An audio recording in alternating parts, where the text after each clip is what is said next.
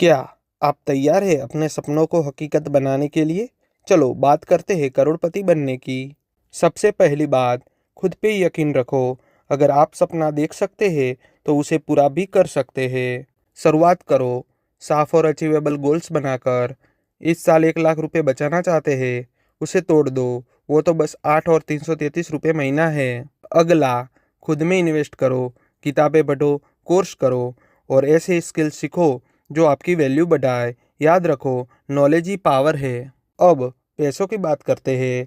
Smart तरीके से बचत करो और इन्वेस्ट करो। म्यूचुअल फंड या स्टॉक में छोटी रकम भी समय के साथ बड़ी हो सकती है। कंपाउंड इंटरेस्ट आपका सबसे अच्छा दोस्त है और उसे हासिल करना मत भूलना, चाहे वो साइड गिग हो या छोटा बिजनेस। मल्टीपल इनकम स्ट्रीम्स बहुत जरूरी है।